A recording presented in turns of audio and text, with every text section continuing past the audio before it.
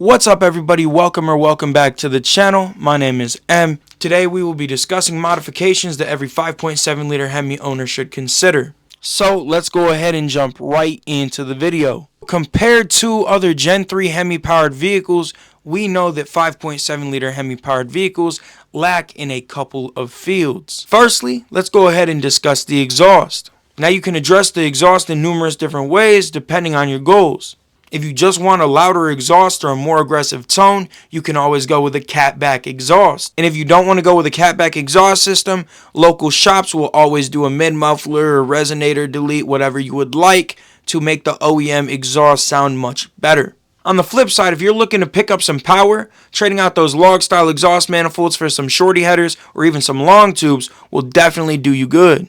Whether you want to spend the least amount of coin and take it to a local exhaust shop to have your OEM exhaust modified, or spend a little bit more coin and get a catback exhaust, or whether you take the leap and grab some headers, I feel like this is a great improvement for 5.7 liter Hemi powered vehicles. Not only will you get that raw American muscle sound, but you can also pick up some power as well. Let's go ahead and jump right into the next modification, the differential. Consider a limited slip differential or a limited slip differential conversion kit. Whether you do a full-on differential swap or you modify your OEM differential with a LSD conversion kit, this is a much needed modification. This is going to improve cornering and handling overall, as well as cut down on 0 to 60 times, 60 foot times, and 1/8 mile and 1/4 mile times, of course, are affected by the 60 foot and 0 to 60 times. It all correlates, and a limited slip differential most definitely helps. And I strongly believe these vehicles should have come with limited slip differentials from the factory.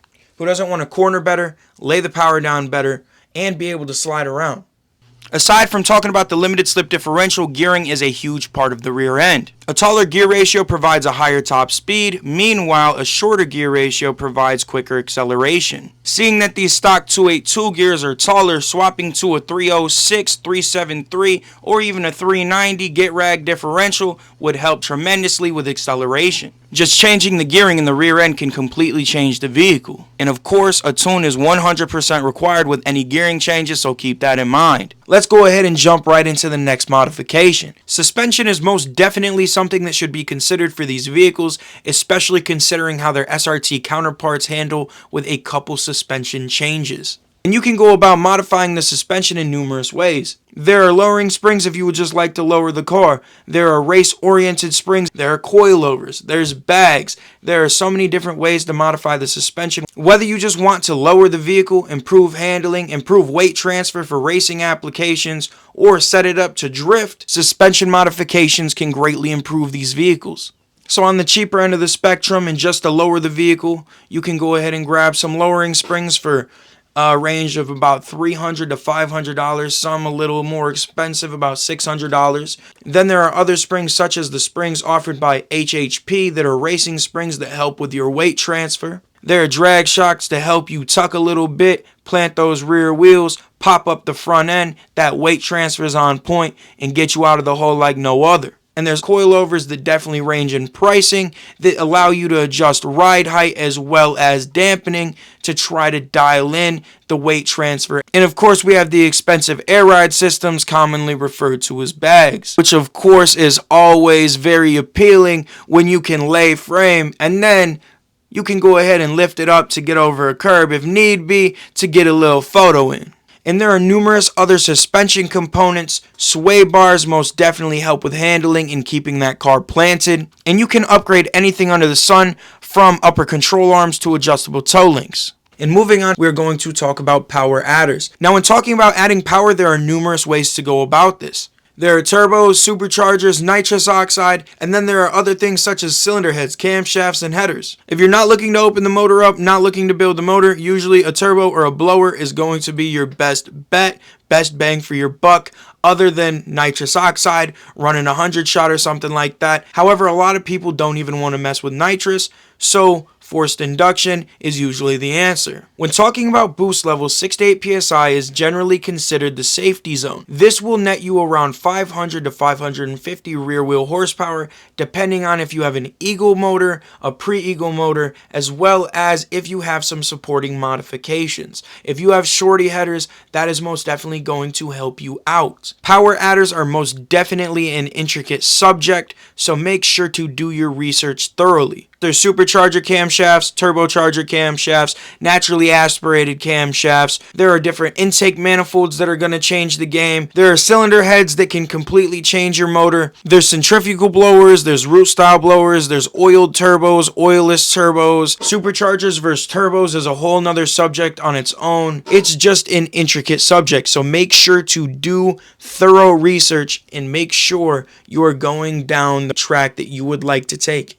And with all this being said, a tune should be considered and may be needed. For things such as shorty headers or long tube headers, a tune is not 100% necessary, but you will benefit from a tune. For instance, if you run long tube headers on a 5.7 liter Hemi with the stock tune, you will be running rich. You will most definitely feel the difference and be making more power. However, you would be making more power if you get a custom tune. Here's a 40 roll of my 300C with long tube headers on the stock tune-up against my buddy in his 300C.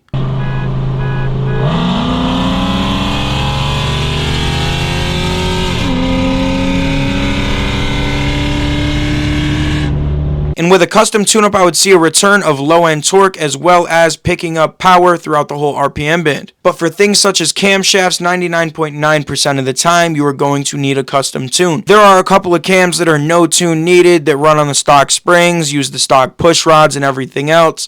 But with most camshafts, you are going to need a custom tune-up. And now I could not let this video go up realizing that I had not mentioned brakes. Now when speaking about braking components, you can go about this in numerous different ways. Of course, you can do a Brembo swap off an SRT car, or there are plenty of upgrades available on the market. The brake kit that I have on my 300C specifically uses SRT size pads. Even without a Brembo swap, doing something like I did, you can completely feel the difference. So no matter if you go the route I did with aftermarket components, with larger pads and everything else, drilled and slotted rotors, or you choose to go grab some Brembos and swap those on your vehicle, you are going to feel a major difference. When talking about increasing horsepower on a vehicle, it's only right to talk about increasing braking power as well. The quicker you go, the quicker you need to stop, so do not neglect brake upgrades. All in all, I believe that these modifications will improve and amplify a 5.7 liter Hemi powered vehicle. If you liked the video, go ahead and hit that thumbs up button. Subscribe if you haven't already.